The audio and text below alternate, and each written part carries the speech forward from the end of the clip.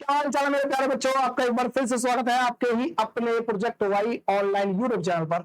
आज इस वीडियो में करेंगे परसेंटेज का एक बहुत ही जबरदस्त कॉन्सेप्ट, और वो कॉन्सेप्ट क्या है? आय व्यय तथा बचत पर आधारित सवाल। परसेंटेज का एक बहुत अच्छा सा कॉन्सेप्ट है जिसमें इनकम, सेविंग और एक्सपेंडिचर पे पूछे जाते हैं सवाल। अब ये मत देख लेना भाई कि यहाँ पे लिखा रेलवे ग्रुप डी, तो इसका मतलब रेलवे ग्रुप डी में भाई कोई भी एग्जाम हो जिसमें मैथ्स आती है और मैथ्स में अगर परसेंटेज का कॉन्सेप्ट आता है तो ये सवाल आपके उस पेपर में जरूर आए होंगे। ठीक है, अब वो कोई भी पेपर हो सकता है। सबसे पहले हम करेंगे कॉन्सेप्ट, और उस कॉन्सेप्ट को समझने के बाद उस क्वेश्चन पे करेंगे प्रैक्टिस। अब ये सवाल कुछ इस तरह से है भाई, जैसे एक व्यक्ति अपनी आय का 75% खर्च करता है, यदि उसकी आय में 20% बढ़ती है तथा व्यय 10% बढ़ता है तो बचत में कितने परसेंट परिवर्तन होगा। ठीक है, सवाल समझ में आ रहा है? ऐसे क्वेश्चन देखेंगे, अब भी बहुत सारे क्वेश्चन देखेंगे। अब इस सवाल को करने के मैं 4 से 5 तरीके बता दूंगा भाई, आपको जो अच्छा लगे ना वो यूज करना। अच्छा मतलब आपसे आपके समझ में आ जाए और कम से कम टाइम में आपका आंसर निकल जाए। ठीक है, और सही आंसर निकले, ऐसा नहीं आंसर निकलेगा पर लेकिन आंसर गलत हो, सही आंसर निकल जाए, कम से कम टाइम लगे, वो मेथड आप यूज कर लेना। कोई सा भी मेथड यूज कर सकते हैं। सबसे पहले देखेंगे भाई, आप चाहो तो लिख सकते हैं भाई क्या है मेरे पास। देखो भाई, मैं कहूंगा एक एक्सपेंडिचर, एक सेविंग है और एक इनकम बनता है। ठीक है भाई, आप कह सकते हैं सर 75% है, 75% को बोलते हैं 3/4। क्या बात समझ में आई? तो खर्च करता है, इसका मतलब ये इसका एक्सपेंडिचर है, तो 3 खर्च करता है। अगर 3 खर्च करता है तो इनकम कितनी होगी भाई? इनकम होगी 4। देखो ये इनकम पे होगा, 4 इनकम है, 3 खर्च करता है तो सेविंग होगी 1। ठीक है, इतना काम कर सकते हैं। एक्सपेंडिचर मतलब है खर्चा, क्या है? खर्चा। सेविंग मतलब बचत, और इनकम मतलब तो आय है ये। ठीक है, ये अब आप चाहो तो यहां पर अपनी मर्जी से एक एक या दो दो जीरो लगा दो। पहला टाइप है, पहला तरीका बता रहा हूं मैं, 4 से 5 तरीके बताऊंगा भाई, जो आपको अच्छा लगे। लास्ट वाला तरीका देखना, उसमें आपको कैलकुलेशन से बच जाओगे भाई, बहुत आसानी से नंबर मिल जाएंगे। मतलब आपका आंसर आ जाएगा पहले, कि जब आंसर आ जाएगा तो आपका नंबर भी मिल जाएगा और बहुत कम टाइम में आएगा। सारे तरीके डिस्कस करते हैं। हमने क्या करा, पहले तो उसको रेशो बना लिया और सिर्फ जगह बैठा दिया, और उसके बाद हमने एक एक या दो दो जीरो लगा दिया। देखते हैं इसका, यदि उसकी आय में 20% की बढ़ोतरी हो, आय ये रही 20% की बढ़ोतरी का मतलब है इसमें 20% बढ़ जाएगा, तो 10% होता है भाई, एक पॉइंट लगा देंगे 40, और 40 का डबल 80, तो इसका मतलब इनकम हो गई 480। ठीक है, पहले 4 से तो अब 480 हो गई, 20% बढ़ गया। ठीक है, व्यय कितना है? 10% बढ़ता है। व्यय कौन सा है भाई? ये खर्चा ही रहा। 10% का मतलब है 10% एक नंबर का पॉइंट लगा देंगे 30, तो 330 हो गया भाई। ठीक है, 330 हो गया। तो अब यहाँ पर बोल रहा है कि उसके बचत में कितने प्रतिशत के प्रतिशत परिवर्तन आएगा। ध्यान दो भाई, यहां पर क्या हुआ, यहां पर 480 रुपए आ रहे हैं पूरे इनकम, या 330 रुपए उसने खर्च कर दिए, तो बचा कितना भाई? सर 330 रुपए खर्च कर दिए, 480 इनकम होनी चाहिए थी। इनकम कब बनती है? जब खर्चे और बचत को जोड़ते हैं। तो इसका मतलब यहाँ पर 330 है, 480 करने हैं, तो होगा क्या सर? 50 ये बढ़ जाएगा, एक 150। क्या बढ़ जाएगा? 150 होना चाहिए। इसका मतलब 150 होना चाहिए भाई, तो फिर 480 बनाने पे 150 होना चाहिए। अब ये 150 किस पर है? 100 पर। ठीक है, 150 100 से 150 हुआ है, ये चेक करना है। तो 150 कितना बढ़ा है? 50 बढ़ा है, 100 पर बढ़ा है, तो इसका मतलब क्या हुआ? हम कह सकते हैं 50%। यहीं पे दिखाई दे रहा था 100 पर जितना फालतू होता है वही परसेंट होता है, तो 50% ऐसे टिक लगा सकते हैं। ये पहला तरीका है, हो सकता है लग रहा हो आपको बड़ा है, समझ लो, रुक जाओ भाई। तो क्या ये पहला तरीका समझ में आया? ठीक है, दूसरा तरीका देखते हैं। दूसरे तरीके में भी मैं ऐसे ही करूंगा, चलो इसी को रहने देते। एक्सपेंडिचर, सेविंग और इनकम। तो अब होता क्या है भाई हमारे पास, ये अगर एक्सपेंडिचर खर्चे और बचत को दोनों को मिलाएंगे तब जाके इनकम बनती है। तो यहां से फिर से देखते हैं सर, 3/4, इसका मतलब है 3 रुपए खर्च कर दिए हैं, 1 रुपए बचाया होगा तब जाके इनकम 4 बनी होगी, क्योंकि इनकम ये नीचे वाली। पहले हमने 0 लगाया था, आप चाहो तो मत लगाओ, आप डायरेक्ट भी कर सकते हो। कैसे करेंगे कि भाई 20% इनकम बढ़ी है, ये भी इनकम, इसे डायरेक्ट 20 से गुना करो, क्या हो जाएगा? 80। ठीक है, यहाँ पर 10% किस पे? खर्चे पे बढ़ा है, तो इसे 10 से डायरेक्ट गुना कर दो, कितना हो गया भाई? 30 हो गया। ऐसा कर सकते हैं। अब मुझे बताओ कि ये 80 बनाना है, या 30 हो चुका है, तो यहाँ पर कितना होना चाहिए भाई? सब 50 होना चाहिए। क्या होना चाहिए? 50। अब ये 50 हो जाएगा ना भाई, तो इसी एक से डिवाइड करना, ऊपर वाले नंबर से डिवाइड करना है। तो 50 को जब एक से डिवाइड करोगे तो क्या आएगा, 50 आ जाएगा, और यही मेरे पास परसेंटेज आ जाएगी वैल्यू। तो शायद अब आपको लगे कि जो पहला वाला था उससे थोड़ा सा आसान तरीका है, ठीक है, यहाँ पर आप डायरेक्ट कर सकते हो। क्या ये बात समझ में आई? पहले हम यहाँ पर निकाल रहे थे तो कैलकुलेशन थोड़ी सी बड़ी हो रही थी, अब इस तरीके से हम कैलकुलेशन को छोटा कर सकते हैं। चलो और तरीका देखते हैं। अब तरीका देखते हैं तीसरा। अब चाहो तो इसे देखो, जब भी आपके सामने ऐसा लगे कि इनकम है, इनकम बनती कैसे, एक्सपेंडिचर और सेविंग से। अगर कोई एक नंबर दो नंबरों को जोड़ के बनाया जाता है तो हम ऐसे जगह हम लगा सकते हैं एलिगेशन मेथड। क्या लगा सकते हैं? एलिगेशन। ये एलिगेशन क्या है? तो जो जिसको बनाया जाता है दो चीजों से मिलकर, जिसको बनाया था उसे रखेंगे बीच में, जैसे इनकम रखेंगे बीच में, एक्सपेंडिचर रख दो यहाँ पर और यहाँ रख दो सेविंग, ठीक है। और यहाँ पर जो आएगा वो रेशो आएगा जो शुरुआत में इनकम थी, जो शुरुआत में थे, ठीक है, वो वाला रेशो। जैसे यहाँ पर बोला क्या, 75% खर्च कर देता है, 75% खर्च करता है, तो या तो आप लिख दो 75% एक्सपेंडिचर है ना भाई, लिख दो 75% खर्च करता है, और सेविंग था, सेविंग बचा कितना, 75 अगर खर्च करता होगा तो 25 बचाता होगा। ऐसा कर सकते हैं, इन्हें रेशो बना सकते हैं भाई। ये मैं क्या लिख सकता हूँ, 25 एकम 25 3 75, 3 और 40, 3 और 1 लिख सकता हूँ, ठीक है, रेशो।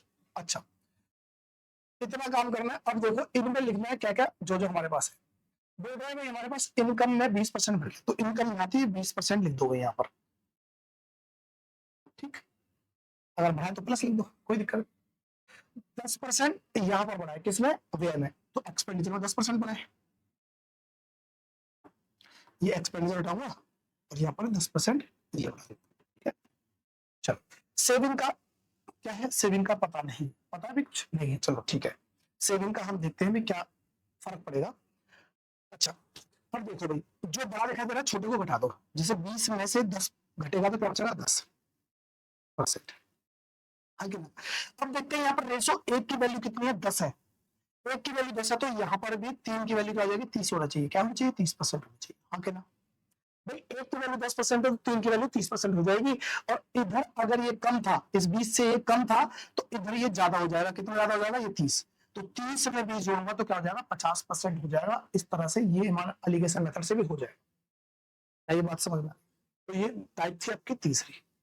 चलो एक चौथा और तरीका, टाइप नहीं मतलब कि तरीके, हम कह सकते हैं तरीके, तरीका तीसरा तरीका हो गया जिससे कर सकते हैं, क्या ऐसा कर सकते हैं। अगर इस तरीके को मैं थोड़ा सा, अब देखो यही से मॉडिफाई करता हूं, ये मेरे पास क्या था, एक्सपेंडिचर था, ये मेरे पास था सेविंग था, ये मेरे पास थी इनकम थी, और यहाँ पर क्या आ रहा है, ये रेशो आ रहा है। कौन सा रेशो आ रहा है भाई, यहाँ से 50 में से देखो 20 घटेगा तो 30 आ रहा है ना? और यहाँ पर ये जो रेशो आ रहा है, मैं क्या काम करता हूँ, मैं एक काम करता हूँ, इसे ले जाता हूँ ऊपर, क्या ले जाता हूँ, इसे ऊपर ले जाता हूँ। ध्यान देना, एक नया, क्या ये बात समझ में, मैंने क्या करा, इसी में यहाँ पर एक्सपेंडिचर था, ठीक है, ये एक्सपेंडिचर था, ये सेविंग था, ये इनकम था, मैंने इसी को लेके गया, और देखो एक नया तरीका आ जाएगा, मैं इसे फिलहाल मिटाता हूं और अब देखते हैं क्या नया तरीका होगा, समझते हैं। अब आ जाते हैं भाई शुरू से। एक व्यक्ति अपनी आय का 75% खर्च करता है, 75 का मतलब मैं कहता हूं 3, और ये सेविंग 1, ऐसे बोल सकता हूं। तो यहां लिख रहा हूं मैं क्या, ये रहा मेरा एक्सपेंडिचर 3 और यहाँ सेविंग 1, क्या इतना कर सकते हो। अब जो रेशो नीचे भूल के आया था, आप यही घुमा दो भाई, इस वाले रेशो को क्या करोगे, यहां लिख दो, मैं लिख लेता हूं, ये लिख, इसे लिख दो यहां पर और इसे लिख दो यहां पर, क्या ऐसा काम कर सकते हो। पहला काम क्या करना है, एक्सपेंडिचर लिखना है, इनकम लिखना है, सेविंग लिखना, और हमेशा ऐसे लिखना है। उसके बाद दूसरा क्या करना है कि जो एक्सपेंडिचर है भाई 75% का हमने रेशियो बना लिया, आप चाहे 75 और 25 लिखो तब भी कर सकते हो ऐसे। तो 3 को मैंने इधर लिख दिया और इसको ऐसे लिख दिया, क्रॉस लिख दिया, या आप मान सकते हो रिवर्स कर दिया, इतना काम कर दिया, ठीक है। दूसरा काम क्या है, यदि उसकी आय में 20% बढ़ती है तो इनकम ये रही, तो 20% यहां लिख दो, कोई दिक्कत तो नहीं, ठीक है। अब मेरे भाई उसके खर्चे में 10% बढ़ गया, तो खर्चा ये रहा, एक्सपेंडिचर इसमें 10% बढ़ गया। अब अगर गौर से देखोगे तो ये जो एक रेशो है, यहाँ पर देखो दोनों परसेंटेज रखी है, 20 से 10 हुआ है, कितना रेशो, 1, तो मैं कह सकता हूँ इन दोनों का बीच का फर्क कितना है, 10%, और 10% किसकी वैल्यू है, ये एक रेशो की, किसके, एक यूनिट की वैल्यू 10 है। जब एक यूनिट की वैल्यू 10 है तो 3 यूनिट की वैल्यू कितनी होनी चाहिए सर, 30 होनी चाहिए। दूसरा काम ये करना है कि अगर ये 10 के बाद 20 हो रहा है, इधर बढ़ रहा है तो ये बढ़ेगा, अगर ये इधर कम हो रहा होता तो ध्यान देना, या तो मैं कह सकता हूँ ये इनकम जो है, इनकम में इधर कम है तो इधर ज्यादा होना चाहिए। कितना ज्यादा होना चाहिए? 20 में 30 जोड़ दूंगा तो क्या हो जाएगा सर? 50 हो जाएगा। क्या हो जाएगा? 50 हो जाएगा। इस तरह से भी निकाल सकते हैं। तो इस तरह से कोई कैलकुलेशन करने की जरूरत नहीं पड़ेगी, किसी से मल्टीप्लाई करने की जरूरत नहीं पड़ेगी। क्या ये बात समझ में आई? दोबारा समझो एक बार ये चीज। चलो, सबसे पहले लिखेंगे आप एक्सपेंडिचर, फिर लिखेंगे सेविंग और बीच में लिखना है इनकम। तो पहले जो बोला 75% का मतलब 3/4, इसका मतलब कह सकता हूं कि खर्चा उसने तीन किया होगा। क्या करा होगा? 3 किया होगा। तो बचत उसने 1 किया होगा। हाँ कि ना? अब इस रेशो को बदल देना है। क्या करना है? इस रेशो को बदल देना, इसकी जगह यहाँ पर और इसकी यहाँ पर। ये तो 1 है ना भाई, ए लिखेंगे, ये 1 यहाँ और ये 3 यहाँ। ठीक है, अब जो चाहता है वो बात, यदि उसकी आय में 10-20% की बढ़ोतरी, इनकम ये रही तो 20% की बढ़ोतरी, और यहाँ पर खर्चे में 10% का तो 10% का। ध्यान दो भाई, इनकम से एक्सपेंडिचर आ रहा है तो 1 यूनिट का 1 यूनिट बढ़ रहा है, और यहाँ से यहाँ आने में क्या 10%। तो मैं कह सकता हूँ 1 यूनिट की वैल्यू 10% है, तो 3 यूनिट की वैल्यू क्या हो जाएगी सर? 30% हो जाएगी। यहाँ इधर बढ़ रहा है, अगर ये बढ़ रहा है तो ये भी बढ़ेगा। कितना हो जाएगा? 30 जुड़ जाएगा तो हो जाएगा 50, और ये सवाल का आंसर हो जाएगा। अगर ये समझ में आ गया तो अब इन चारों में से कोई सा भी एक मेथड यूज करो और ऐसे क्वेश्चन आराम से हो जाएंगे, जो आपको अच्छा लगे। चलो ये देखते हैं, एक व्यक्ति अपनी आय, अब यहाँ पर क्या है कि रेशो डिवाइड का तो बनाना पड़ेगा भाई। 2 जीरो से 2 जीरो कैंसिल आउट हो गए। यहाँ देखता हूं तो 45 दूनी 90 और 45 × 135। तो इसका मतलब है कि आय इनकम 3 है और उसका खर्चा है 2 है। तो मैं लिखूंगा एक्सपेंडिचर, और ये मेरा वहां सेविंग, और ये इनकम। तो खर्चा कितना है सर? 2 है। तो सेविंग कितनी रहेगी? अगर इनकम 3 रही होगी तो सेविंग रहेगी सर 1। ठीक है, क्रॉस करना है, इसकी वैल्यू यहां और इसकी वैल्यू यहां, इतना काम कर लेना है। अब देखते हैं क्या, यदि आय में 13%, 13% इनकम ये भी तो 13%, और उसके किसमें है भाई? व्यय में 9% है, तो खर्चा ये रहा 9%। ध्यान देना, इधर कम है इधर ज्यादा है, तो इधर ज्यादा होगा। कितना ज्यादा होगा भाई? 9 से 13% होने में कितना फर्क है? 4% का फर्क है। और यहाँ पर क्या, 1 यूनिट की वैल्यू दे रखी है। कितने दे रखी है भाई? 1 यूनिट की वैल्यू दे रखी है। इसका मतलब 1 यूनिट की वैल्यू 4 है, तो 2 यूनिट की वैल्यू कितनी होनी चाहिए सर? 8 होनी चाहिए। और अगर ये इधर से बढ़ रहा है तो यहाँ पर 13 में 8 और जुड़ जाएगा। कितना हो जाएगा भाई?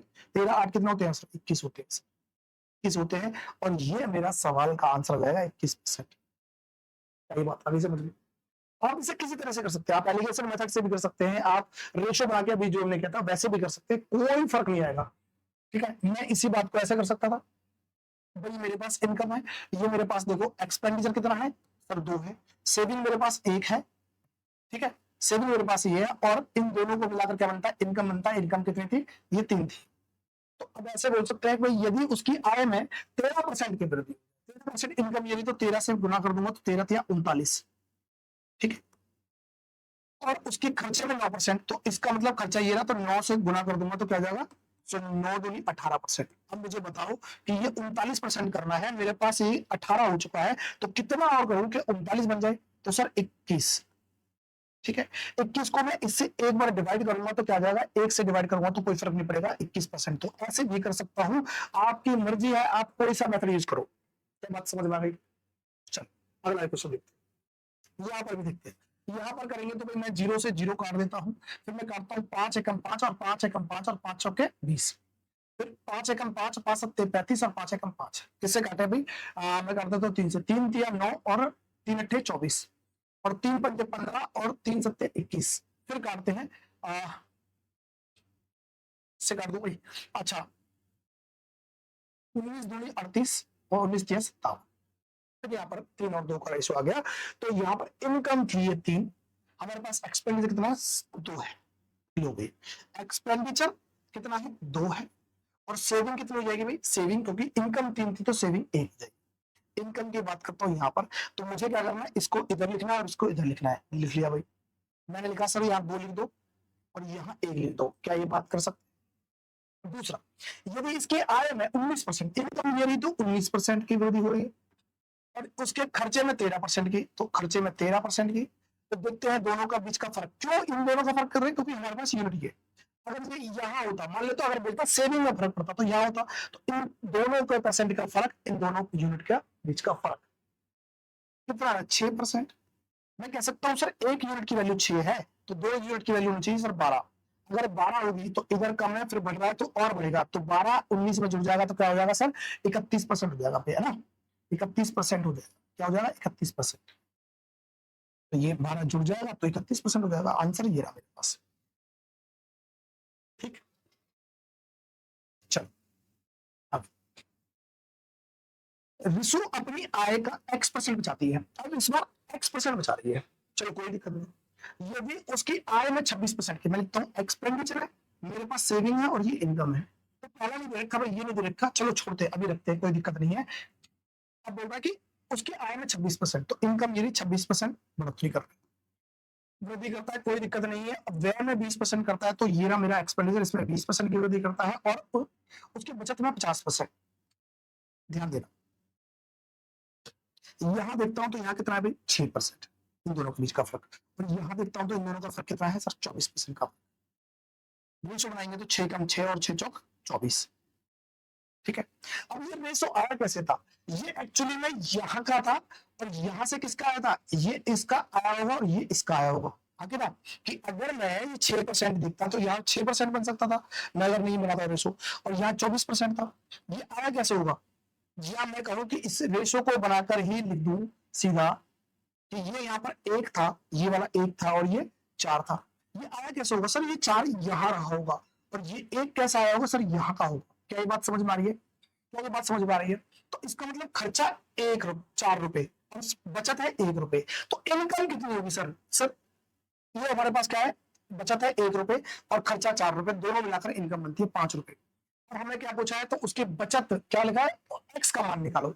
एक्स क्या था, वो बचा रहा था भाई, उसकी आय का x% बचाती है, तो बचत बचत कितना 1, तो 5 रुपए कमाता है 1 रुपए बचाता है, तो 1/5 को हम बोलते हैं 20%। क्या बोलते हैं 20%। इस तरह से हम आंसर इसका भी निकाल सकते हैं। हाँ भाई ठीक है, समझ में आ रहा है। चलो अब देखते हैं भाई, रामू अपनी आय का 72% व्यय करता है, ठीक है, उसकी आय में 12% की वृद्धि। चलो 72% व्यय करता था, तो इसका मतलब खर्चा अगर 72 कर रहा है तो बचा कितना रहा होगा सर, 28 बचा रहा होगा। अब इसको देखते काट के तो कितना होगा 4 7 28, और यहाँ पे 4 एकम 4 और कितना होगा 4 8 32, तो 18 और 7 का। तो मैं लिखता हूँ यहाँ पर एक्सपेंडिचर और यहाँ सेविंग, तो इसका मतलब है यहाँ खर्च कर रहा है कितना 18 और बचा कितना रहा है 7। इनकम ला रहा होगा और हम करेंगे दोबारा से क्या, इसे घुमा देंगे, तो ये मैं कहता हूँ 7 और ये बन जाएगा 18। क्या इतनी बात तो आप अब तक समझ में आ गई होगी। तो देखते हैं भाई, आय में 12% की वृद्धि, आय में 12% की वृद्धि ये रही। और क्या बोल रहा है, वह अपने आय में कितने, व्यय में खर्चे में 5% की वृद्धि, खर्चा ये रहा तो 5% की वृद्धि। इन दोनों के बीच का फर्क सर 5 और 12 के बीच का आता है 7, इसका मतलब 7% का फर्क है। ये 7% किसकी यूनिट की वैल्यू, 7 यूनिट की, 7 यूनिट की वैल्यू 7% है, 1 यूनिट की वैल्यू 1% होगी, 18 यूनिट की वैल्यू 18% होगी। हाँ के ना, ध्यान देना, इधर कम है, इधर यहां पर क्या भाई, ये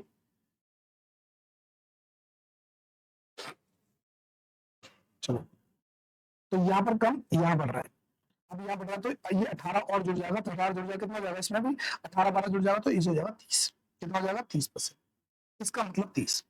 सवाल में देखो ये चीज लिख रखी है कि x माइनस ये x माइनस वाई बटे वाई का परसेंट ये दे रखा है, इसकी वैल्यू निकालो। अब बच्चे इसमें उलझ जाएंगे क्योंकि यहाँ पर एक कहानी और दे रखी है, यदि राम पहले वाई बचाता था, वाई रुपए, तो वाई मतलब पहले कितना 72 रुपए खर्च कर रहा होगा और 28 बचा रहा होगा, ठीक है, ये तो वाई की वैल्यू कितनी है 28, तो मैं कहता हूँ वाई जो था 28% था, ठीक है भाई।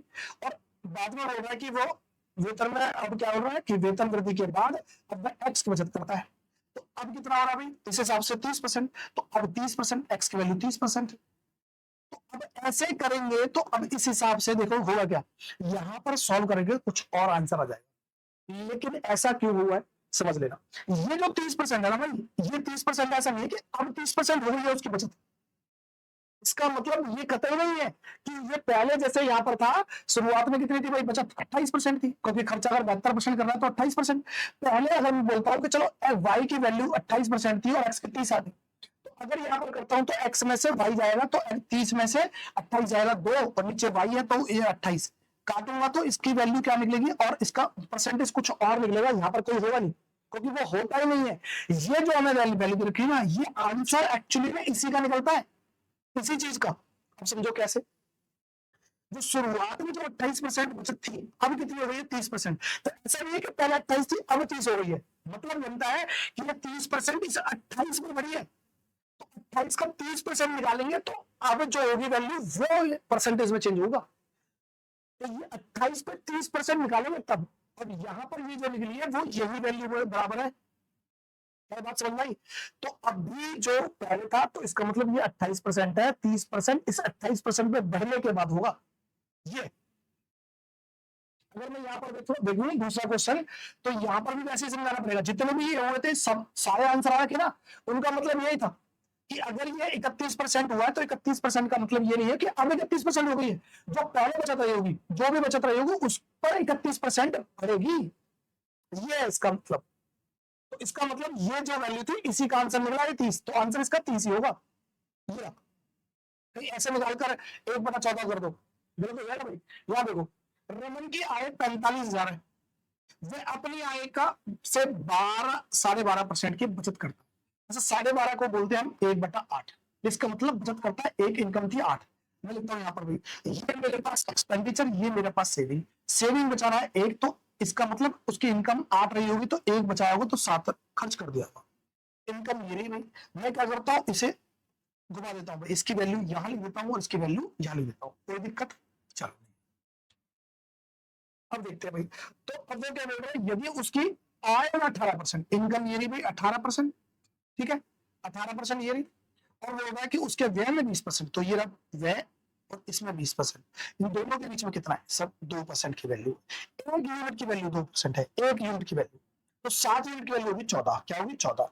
ध्यान दो यहां पर ये घट रहा है, अगर मैं देखूँ 20 से 18 हो रहा है तो 18 से भी कम होगा, अगर ये इधर को जाने से घट रहा है तो ये भी घटेगा, और इधर को जाने से बढ़ रहा है तो ये भी बढ़ जाएगा, तो कम हो जाएगा, तो 18 में से 14 जाएगा तो क्या बचेगा 4।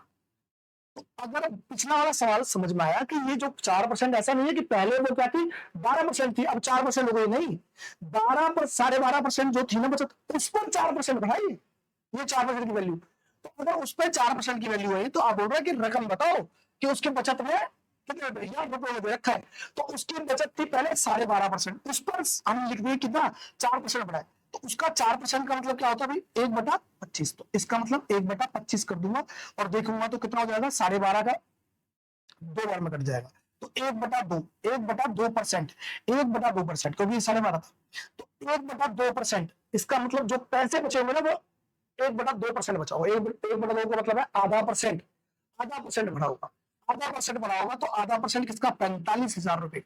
अगर 45,000 का आधा परसेंट निकालोगे तो 10% निकलेगा, जब एक नंबर के बाद पॉइंट लगाएंगे तो 4500, अगर 2 के बाद लगा देंगे तो 1%, अगर 1% 450 है तो आधा कितना हो जाएगा 400 को आधा 200 और 50 का आधा 25, तो 225 रुपए, 225 की वृद्धि हुई है भाई, आंसर हो गया मेरे पास ऑप्शन सी। तो यहां पर बच्चे कंफ्यूज हो जाएंगे, नहीं तो इसका देखो 4% होता तो 4% निकालते हैं इनकम का, और 4% कोई ऑप्शन नहीं होगा। तो ये और इससे पहला क्वेश्चन अगर जिनका थोड़ा सा कॉन्सेप्ट गड़बड़ा गया भाई तो वो गलत कर देंगे, यहां पर इसकी वैल्यू निकालेंगे, अगर इसकी एक्स और वाई की वैल्यू निकालेंगे तो गलत हो जाएगा, ठीक है ना, तो ये ध्यान देना। अब देखते हैं ये एक अलग टाइप है, ठीक है, इनकम और सेविंग से ही रिलेटेड क्वेश्चन है लेकिन अलग टाइप है, तो उसको भी समझ लेते हैं साथ के साथ।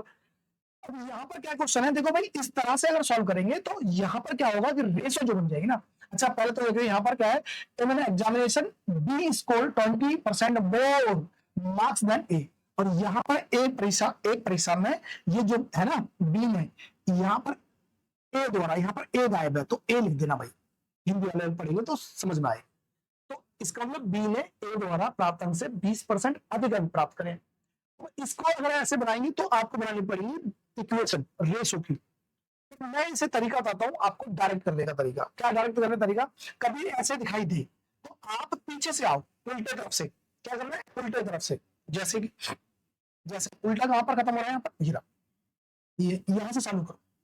बी में पहले सबसे पहले क्या काम करेंगे भाई, यहां लिख देता हूं मैं ए बी सी और डी, ठीक है कोई दिक्कत नहीं। चलो अब देखते हैं डी ने सी द्वारा प्राप्त अंक से 20% अधिक अंक प्राप्त किए। डी ने करें भाई, क्या करें, डी ने सी द्वारा प्राप्त अंक से 20% अधिक, तो सी ने अगर 100 किए होंगे तो डी ने 120 कर लिए होंगे, इसमें तो कोई दिक्कत नहीं है ना। चलो, अगर ये खत्म हो गया पीछे से, तो अब फिर दोबारा से आएंगे, अब दोबारा से देखेंगे इसका, तो अब क्या बचा, पीछे से ऐसे स्टार्ट करेंगे, इधर से चलेंगे, पीछे से खत्म, फिर अब आएगा डी और सी का खत्म, तो अब आएगा ए और सी के। तो ए ने सी द्वारा प्राप्त अंकों का 10 से 10% अंक कम प्राप्त किए। ए ने करे हैं किससे, सी से, जितने सी ने करे उससे 10%, सी ने 100 करे तो 10% हो जाएगा 90। ठीक है, लिखो, परसेंट लिख दो या ऐसे नंबर लिख दो, कोई दिक्कत नहीं। क्या बात समझ में आ गई? तो अब अगर मैं ऐसे करूंगा तो मेरे को क्या चाहिए था लास्ट में, कि भाई बी द्वारा प्राप्त अंक ए द्वारा प्राप्त अंकों के कितने प्रतिशत अधिक है। तो ए और बी के बारे में बात करिए, तो मैं बी निकालकर टाइम क्यों खराब करूंगा, अगर मैं शुरू से जाता तो मुझे ए और बी सब निकालने पड़ते, और मुझे पता है ए और बी के लिए बात हो रही है, तो इसका मतलब मैं सिंपल सा क्या करूंगा, अब मैं देख लूंगा भाई यहाँ पर क्या है, 0 से 0 कैंसिल कर दूंगा, ये 9 है ये 12 है, तो 3 ज्यादा है किससे, 9 से, और इसका मतलब होता है 1/3, और 1/3 मतलब है 33.3%। और ये सवाल आया है सीजीएल टायर 2 मेंस में आया। तो अगर अब जो बच्चे ऊपर से कर रहे हैं देखना भाई करके, और इसमें देख लेना कितना फर्क आएगा। यहाँ पर बी निकालने की जरूरत नहीं पड़ी, लेकिन पेपर एग्जाम में जबरदस्ती निकलवाएगा अगर आप आगे से करोगे, तो थोड़ा सा दिमाग लगाकर करोगे ना तो ज्यादा ठीक रहेगा। क्या भाई, लो भाई, तो अब सवाल ऐसा ही है बिल्कुल, ए की आय बी की आय से 25% कम है, जबकि बी की आय सी की आय से 40% अधिक है, सी की आय डी की आय से 20% कम है, ए की आय और ए की आय सी की आय से कितने प्रतिशत अधिक है। ऐसा क्वेश्चन दिखाई दे तो आप पीछे से स्टार्ट करना, मतलब यहां से। ठीक है, तो पहले तो लिखेंगे सबसे पहले हम ए बी सी और ये डी, ठीक, कोई दिक्कत नहीं। अब लिखेंगे सी की आय डी की आय से 20% कम है, तो सी की कम है ना भाई, तो ये अगर मेरी 100 होगी तो ये 80 हो जाएगी, आगे ना, कोई दिक्कत तो नहीं। जब ये खत्म हो गया तो आ जाएंगे, इससे पहले क्या लिखा था, इससे पहले बी और सी के बारे में बात हो रही है, क्या है, बी की आई सी की आई से 40% अधिक है, तो बी की आई सी की आई से 40% है, इसका 40% कितना होगा भाई, 8 चौक 32, 10% 8 होगा, 4 गुना 32, तो 32 ज्यादा होगा, तो 80 और 32 कितना होगा, 80 में 20 दे देंगे तो 100, और अभी 12 बचे थे तो 112। ठीक है, अच्छा ये हो गया भाई, 32 जोड़ दिया तो 112 हो गया, कोई दिक्कत नहीं। अब आगे, अब देखते हैं ये भी खत्म, तो अब इससे पहले क्या आया था, ए की आय बी की आय से 25% कम है, इसका 25%, 112 का मैंने कहा था 25% का मतलब है चौथा हिस्सा, आधे का आधा, 112 का आधा 56, और 56 का आधा 28, 28 कम है भाई। अगर 112 में से मैं कह रहा हूं 12 का तो कम कर देते हैं, अभी बचा 100, तो हमने 28 कम करना था, बचा कितना है, 16 बच रहा है, 16 और कम करेंगे तो 84 हो जाएगा, इसका मतलब ये होगा 84। अब सवाल में क्या पूछा था आपसे, सवाल में पूछा था ए की आय सी की आय से कितने प्रतिशत अधिक है, ए की आय थी 84 और सी की आय थी 80, कितना अधिक है, 4। अभी 4 इस 80 का कितना परसेंट है, 80 का 10% बनता 8, 80 का 10% बनता 8, 8 का आधा है, इसका मतलब 10% का आधा, तो आंसर बन जाएगा 5%। क्या बात समझ में आ गई?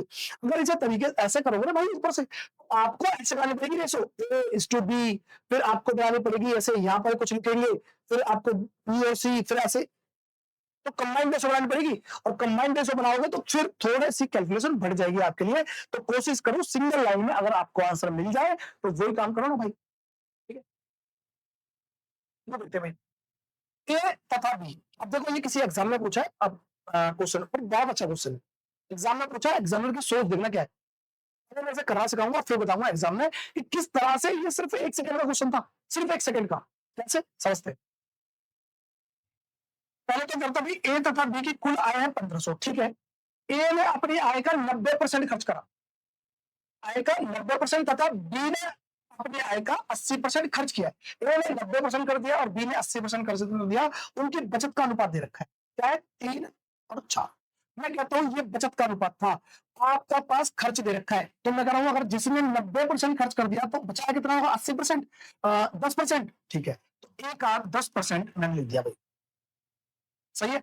चलो, अब कहता हूं मैं बी, बी का 80% अगर खर्च कर दिया तो बचाया, क्योंकि ये अनुपात बचत का है, तो बचाया होगा 20%, तो मैं कहता हूं बी का 20% बचाया, ये बचत का था, तो और बचत का रेशियो क्या है, 3:4। मैं काटना चाहूँ तो यहाँ से काट दूं, 10 × 10 10 दूनी 20, बराबर से बराबर काट दूंगा, ये रहा 2। एक्चुअली में ए का रेशियो बन जाएगा और बी का रेशियो बन जाएगा। ए अनुपात बी कितना होगा भाई? 3:2। अब आपके सामने सवाल ये हो गया कि ये 1500 था दोनों के पास और उनका रेशियो हुआ 3:2। इस 3:2 में बांट दो, आंसर आ जाएगा। क्या ये बात समझ में आई? चलो इसे तो बांटना आता ही होगा, अभी सिखा भी देंगे, लेकिन ये हमारे पास लिखने का। हमें इस बात को एक बात समझो कि चलो मैं अगर 100% निकालता, मान लो ए का 100%, तो मैं कहता हूँ बी का भी 100% ही निकालना पड़ता, बात होता। अगर मैं कहता हूँ इनमें से अगर मैं 0-0 काट देता 10%, इसका 10%, इसका 10% निकाल के काम चला सकता था। इसका 1%, इसका 1%। अगर किसी नंबर के अगर हमें अनुपात दे रखे तो हमें ये काम करना है कि दोनों की सेम परसेंट बन जाए, चाहे तो ए का 20% तो दूसरे का भी 20% ही होगा। अगर रेशियो बना रखा होगा तो हम ये मान लेंगे ए की वैल्यू और बी की वैल्यू ही है। अगर 5% पता चल जाए तो दूसरे का 5% निकाल दो, तो ए और बी की वैल्यू वो ही मान लो। ऐसा अगर समझ में आता है तो ये चीज आपको लिखने की जरूरत नहीं पड़ती। कैसे?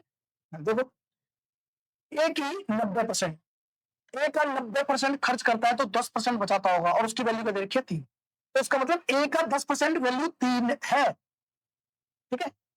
अच्छा, बी अपने बी 80% खर्च करता है तो बचाता कितना होगा? 20%, और 20% की वैल्यू कितनी है? 4 है। तो जब ये 10% लिया तो मैं इसका भी 10% करना चाहूंगा, क्योंकि ये ए नहीं, ए का 10% की वैल्यू थी, कितनी थी ये, और बी के 20% की वैल्यू 4 है, तो 10% की वैल्यू कितनी होगी? बी के 10% की वैल्यू भी क्या होगी? इसका आधा, क्योंकि जब ये 20% की वैल्यू 4 थी तो 10% की वैल्यू कितनी होगी? 2।